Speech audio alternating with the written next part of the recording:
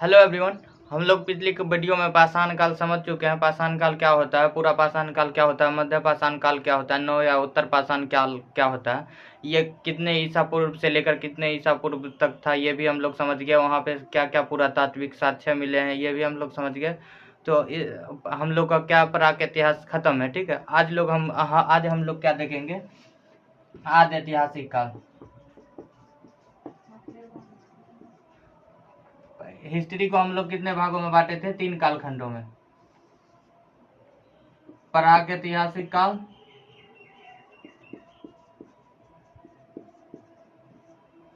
आदि ऐतिहासिक काल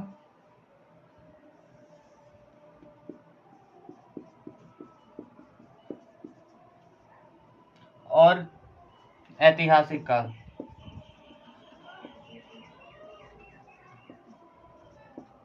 आदि ऐतिहासिक काल और ऐतिहासिक काल। तो हम लोगों का ये टॉपिक तो हो चुका है। हम लोग क्या देखेंगे आज, आदि ऐतिहासिक काल। इसमें क्या आता था, सिंधु सभ्यता, सिंधु सभ्यता या हड़प्पा सभ्यता। दोनों एक ही नाम है, हड़प्पा सभ्यता। तो हम लोग समझेंगे सिंधु सभ्यता को हड़प्पा सभ्यता क्यों बोला जाता है, सिंधु सभ्यता से क्या क्या पुरातात्विक साक्ष्य मिले हैं, इसकी सामाजिक स्थिति क्या थी, इसका भौगोलिक विस्तार कहाँ से कहाँ तक था, इसके क्या क्या कौन कौन से स्थल थे, इससे क्या क्या क्या पुरातात्विक साक्ष्य मिला है। इसका नाम हड़प्पा सभ्यता ही क्यों पड़ा, हड़प्पा सभ्यता ही क्यों पड़ा, सिंधु सभ्यता ही क्यों पड़ा, ये कितने ईसा पूर्व तक, कितने ईसा पूर्व से कितने ईसा पूर्व तक इसका विकास हुआ। ठीक है, हम लोग आज पूरा टॉपिक इसको समझेंगे। देखिए हम लोग देखते हैं आदि ऐतिहासिक काल। आदि ऐतिहासिक काल किसको बोलेंगे, देखिए इसमें जो है लिखित साक्ष्य मिली है, किंतु इसको क्या है, पढ़ा नहीं गया है। ठीक है, जैसे पाषाण काल में लिखित साक्ष्य नहीं मिले थे, तो वो उसके जानकारी का स्रोत क्या था, सिर्फ पुरातात्विक साक्ष्य था। उसी प्रकार इसमें लिखा भी गया है, लेकिन ऐसा लिखा गया जो अभी तक पढ़ा नहीं गया, इसलिए इसकी जानकारी का स्रोत भी हमें कहाँ से मिलता है, पुरातात्विक साक्ष्य के आधार पर। इसका जो है, इसके अंतर्गत हम किसको रखते हैं, हड़प्पा सभ्यता, सिंधु सभ्यता को रखते हैं। हड़प्पा सभ्यता या सिंधु सभ्यता, दोनों को तो देख लेते हैं हम लोग। हड़प्पा सभ्यता, हड़प्पा सभ्यता या सिंधु सभ्यता, इसी को बोला जाता है सिंधु सभ्यता। अब हड़प्पा सभ्यता और सिंधु सभ्यता क्यों बोला जाता है, देखिए ये जो है, ये हड़प्पा सभ्यता इसलिए बोला जाता है क्योंकि सबसे पहले खुदाई यहीं हुई थी। ठीक है, ये पुरातात्विक विज्ञान का मानना है कि ये परंपरा रही है कि जिस भी स्थल से खुदाई होती है उसी स्थल के आधार पर उसका नामकरण किया जाता है। इसलिए क्या है, हड़प्पा सभ्यता रखा गया है नाम इस सभ्यता का। और संस्कृत जो सिंधु सभ्यता इसलिए रखा गया क्योंकि यह सिंधु नदी के तट पर मिली थी, इसलिए इसे सिंधु सभ्यता कहते हैं। इसे सरस्वती सभ्यता भी बोला जाता है, सरस्वती सभ्यता भी बोला जाता है। सरस्वती सभ्यता इसलिए बोला जाता है क्योंकि इसके मध्य से होकर सरस्वती नदी गुजरती थी, इसलिए इसे सरस्वती सभ्यता भी बोला जाता है। इसे अन्य नामों से भी पुकारा जाता है, जैसे सैंधव सभ्यता, सैंधव सभ्यता।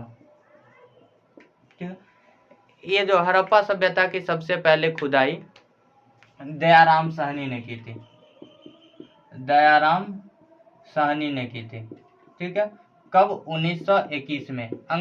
जिस समय अंग्रेज भारत पर थे, राज कर रहे थे, उसी समय 1921 में दयाराम साहनी ने जॉन मार्शल के नेतृत्व में क्या किया था, हड़प्पा सभ्यता की खुदाई किया था। तो अब सवाल बनता है कि इसकी जानकारी सबसे पहले दी किसने। सबसे पहले इसकी जानकारी दी चार्ल्स मैसन ने, चार्ल्स मैसन ने। ठीक है, इसकी जानकारी का स्रोत क्या है, ये जो चार्ल्स मैसन तो सिर्फ जानकारी दिया, इसका सर्वेक्षण किसने किया, तो ये जो इनका सर्वेक्षण किया जेम्स कनिंघम ने, जेम्स कनिंघम ने, जेम्स कनिंघम ने। ठीक है, और इसका नामकरण किसने किया, इसका नाम कौन रखा, हड़प्पा सभ्यता, सिंधु सभ्यता, सरस्वती सभ्यता, ये सब नाम कौन रखा, तो ये रखे जॉन मार्शल, जॉन मार्शल। ठीक है, हम लोग समझ लिए कि इसकी खुदाई किसने की, इसकी खुदाई कब हुई, इनका नामकरण किसने किया, इनका सर्वेक्षण किसने किया, और इनका सर्वेक्षण किसने किया, और इनकी जानकारी किसने दी। ठीक है, तो हम लोग सिंधु सभ्यता को है जो है पहले सामाजिक स्थिति देखेंगे, सामाजिक स्थिति, भौगोलिक विस्तार, भौगोलिक विस्तार, भौगोलिक विस्तार, उसके बाद आर्थिक स्थिति देखेंगे यहाँ पे कैसी थी, उसके बाद राजनीतिक स्थिति देखेंगे, राजनीतिक स्थिति, उसके बाद यहाँ का संस्कृति देखेंगे, संस्कृति देखेंगे, संस्कृति मतलब कला, धर्म, ठीक है, संस्कृति देखेंगे। इसका राजनीतिक विस्तार कहाँ से कहाँ तक था, कोई तो केंद्र कर रहा होगा, क्योंकि हजारों किलोमीटर दूर तक वही साक्ष्य मिले हैं जो सिंधु सभ्यता में देखने को मिलते हैं। जैसे सपोज डेट अगर मिट्टी के बर्तन मिले हैं मोहनजोदड़ो में, या फिर कह सकते हैं कि सिंधु सभ्यता में मिला है, तो 1000 किलोमीटर पे जाने पे भी वही साक्ष्य उसी तरह के मिले हैं। इसलिए हम लोग मानते हैं कि इसका कोई केंद्रीकृत तो रहा होगा, जैसे सेंट्रल, जैसे एक भारत को चलाने के लिए क्या पीएम जैसे नरेंद्र मोदी है हमारे, तो वो क्या करते हैं पूरे भारत को, एक तो केंद्र है ना हमारा दिल्ली में जैसे है संसद भवन, तो वहां से पूरा पे कंट्रोल रखा जाता है। उसी प्रकार तभी तो सभी एक समान मिलता है इसमें। तो यहाँ पे भी तो कंट्रोल रखने वाला कोई तो होगा, तभी तो 1000 किलोमीटर दूर जाने पे भी वही साक्ष्य मिले हैं। ठीक है, ये जो है ये 13 लाख वर्ग किलोमीटर में फैला हुआ था। सिंधु सभ्यता जो है 13 लाख वर्ग किलोमीटर में फैला हुआ था। ये जो है ये त्रिभुजाकार है, त्रिभुजाकार है। ठीक है, तो हम लोग इसका एक एक टॉपिक करके देखेंगे। इसकी सामाजिक स्थिति क्या थी, इसका भौगोलिक विस्तार कहाँ से कहाँ तक था, इसका आर्थिक स्थिति देखेंगे, इसका राजनीतिक स्थिति देखेंगे, इसका संस्कृति देखेंगे, संस्कृति में कला देखेंगे, धर्म देखेंगे। ये कैसा था, त्रिभुजाकार था। ये कितने वर्ग किलोमीटर में फैला हुआ था, 13 लाख वर्ग किलोमीटर में फैला हुआ था। इसकी खुदाई सबसे पहले दयाराम साहनी ने की थी। इसका जो है नाम सबसे पहले जानकारी चार्ल्स मेसन ने दिया, उसका और सर्वेक्षण किसने किया, जेम्स कनिंघम ने किया, और इसकी नामकरण किसने की, जॉन मार्शल ने की। तो हम लोग ये टॉपिक बाय टॉपिक करके देखेंगे। सामाजिक स्थिति में बांट देंगे, भौगोलिक स्थिति में बांट देंगे, भौगोलिक विस्तार कहाँ से कहाँ तक था, इसके स्थल क्या कौन कौन से थे, इस यहाँ से पूरा तात्विक साक्ष्य क्या क्या मिला है, सब हम लोग टॉपिक बाय टॉपिक करके इसको एक एक करके देखेंगे। ठीक है, तो हम लोग इतना सामान्य जानकारी इसके बारे में समझ लिए। अब हम लोग इसका भौतिक विस्तार देखते हैं, ये कहाँ से कहाँ तक फैला हुआ था। ठीक है, पहले इसको क्लियर कर लेते हैं।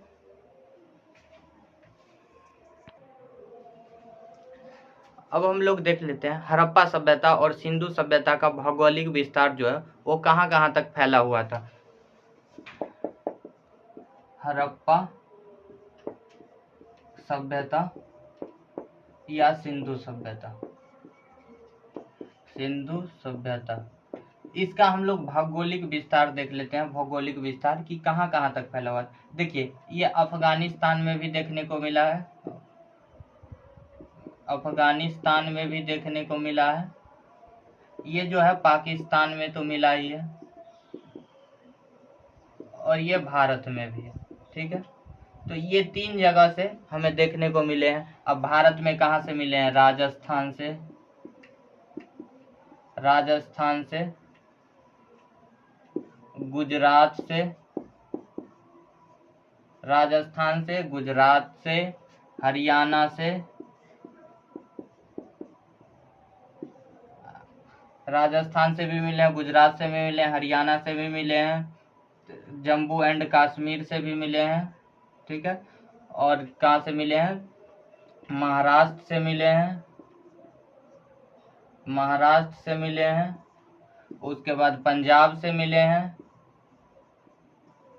पंजाब से मिले हैं। ठीक है, तो भारत के इन जगहों पे मिले हैं। लेकिन अभी ये मैंने बताया हूँ कि राजस्थान से क्या कौन से साक्ष्य मिले, राजस्थान के किस जगह से मिले हैं, और राजस्थान के किस जगह से, जैसे राजस्थान के कालीबंगा से, कालीबंगा, तो कालीबंगा से हमें क्या क्या साक्ष्य प्राप्त हुआ है, इसकी खुदाई किसने की थी, ये सब अभी हम लोग नहीं देख रहे हैं। अभी हम लोग सिर्फ भौगोलिक विस्तार देख रहे हैं कि यह कहाँ से कहाँ तक फैला हुआ था। ठीक है, उसके बाद हम लोग इसको समझेंगे राजस्थान में क्या मिला, राजस्थान की जिस जगह से मिला उस जगह में पर क्या क्या देखने को मिले। उसी प्रकार के जैसे पाकिस्तान के क्या हो गया, सिंध क्षेत्र से, सिंध क्षेत्र से, सिंध क्षेत्र से बहुत, जैसे मोहनजोदड़ो या मोहनजोदड़ो का, मोहनजोदड़ो या मोहनजोदारो,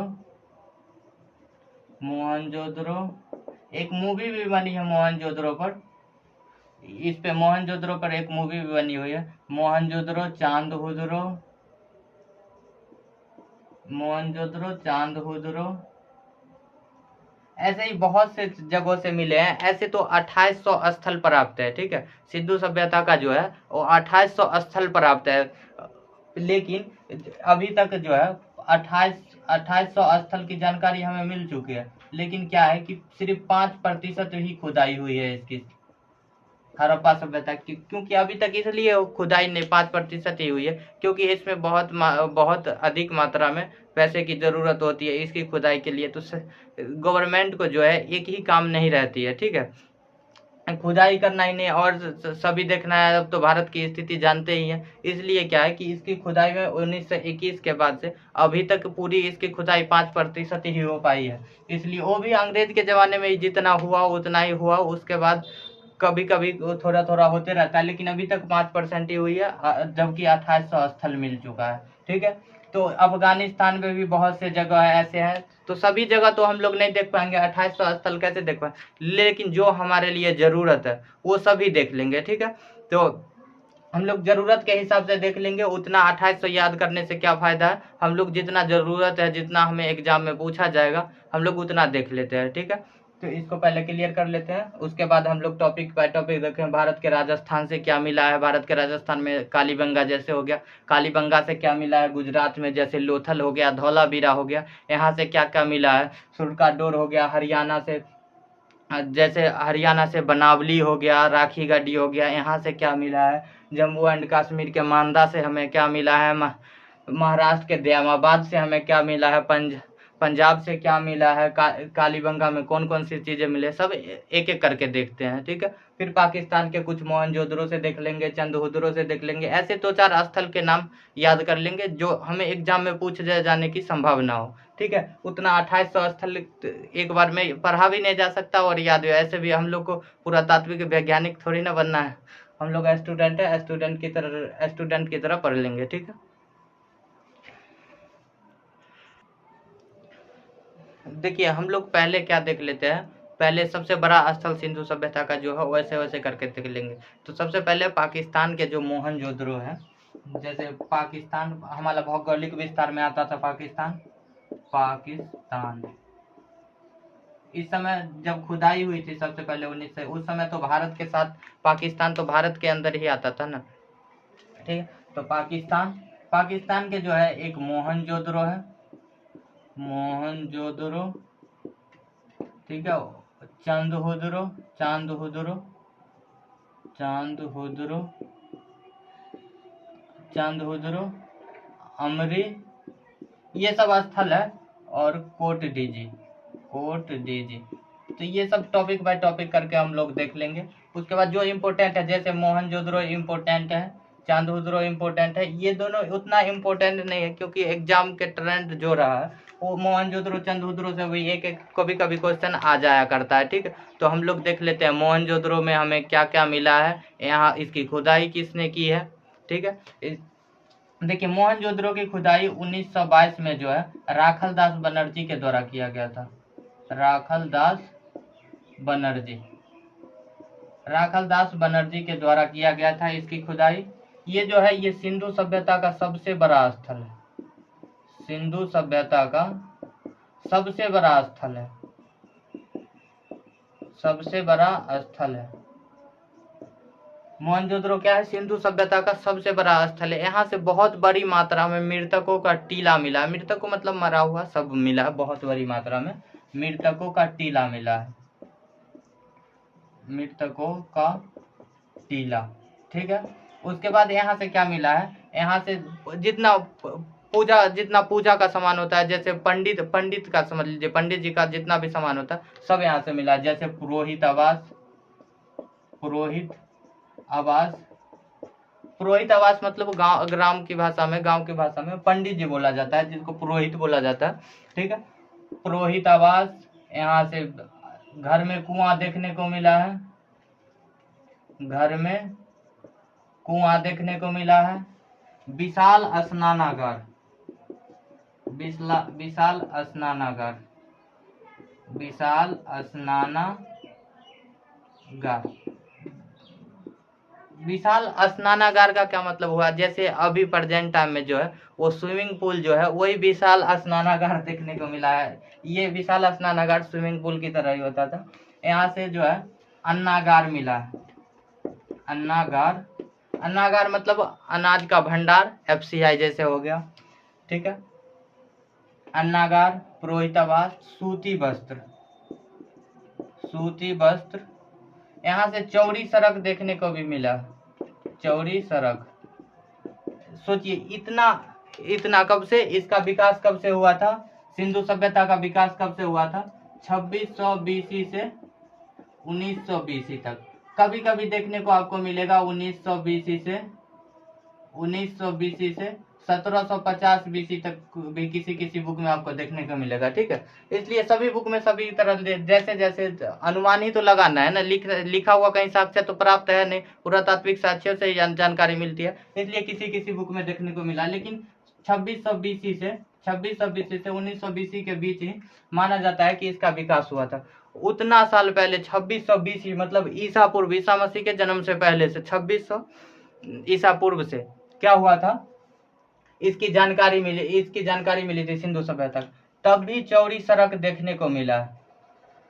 क्या देखने को मिला है, चौड़ी सड़क। जबकि अभी भी ग्राम में देखते हैं सड़क, चौड़ी सड़क तो क्या कच्ची पक्की सड़क भी देखने को नहीं मिलती है, सभी जगह क्या कच्ची सड़क देखने को मिलती है। लेकिन सोचिए इतना साल पुराना चौड़ी सड़क देखने को मिला है। सभागार मिला है,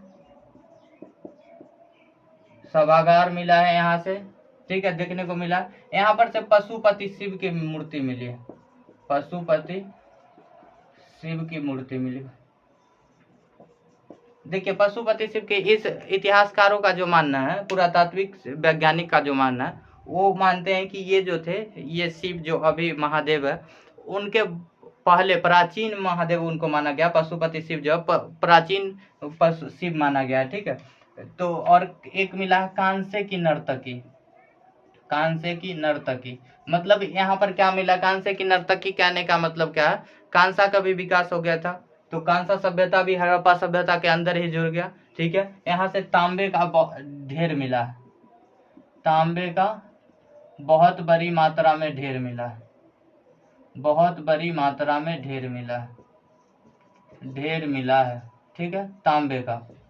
तो हम लोग समझ लिए मोहनजोदड़ो से क्या क्या मिला, इसकी खुदाई कब हुई, इसका सबसे पहले खुदाई किसने किया था, ये कब हुआ था, 1922 में हुआ था। यह सिंधु सभ्यता का सबसे बड़ा स्थल है। यहाँ से क्या मिला, सभागार मिला, पशुपति शिव की मूर्ति मिली, चौड़ी सड़क मिली, सूती वस्त्र मिला, अन्नागार मिला, विशाल स्नानागार मिला, कांसे की नर्तकी, तांबे का बहुत मात्रा में ढेर, मृतकों का टीला, ठीक है।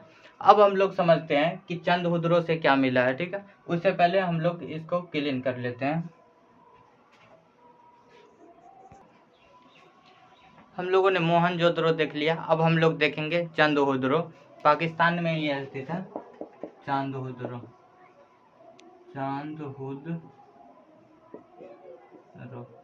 ठीक है, चंद्रहुदरो। ये देखिए ये जो है चंद्रहुदरो, इसकी खुदाई 1931 में गोपाल माजुमदार ने की थी, गोपाल माजुमदार ने की थी, ठीक है। इसकी खुदाई कब हुई थी, 1931 में। ये कहाँ स्थित है, ये जो है ये पाकिस्तान के सिंधु नदी के तट पर स्थित है, सिंधु नदी के तट पर स्थित है, ठीक है। और मोहनजोदड़ो भी जो था वो सिंधु नदी के तट पर ही स्थित था, सिर्फ उसका जो है वो जिला अलग था, वो जो है वो लारकाना जिले में स्थित था, जबकि ये कहाँ है, सिंधु नदी के तट पर ही स्थित है। ये जो एकमात्र शहर है जो दुर्ग रहित है, दुर्ग रहित कहने का मतलब जैसे यहाँ पे बहुत बड़ा इमारतें नहीं मिला है देखने को। जैसे मोहनजोदड़ो का जो अन्नागार था, वो अन्नागार सिंधु सभ्यता का सबसे बड़ा इमारत था, ठीक है। इमारत मतलब भवन, बिल्डिंग, ठीक है।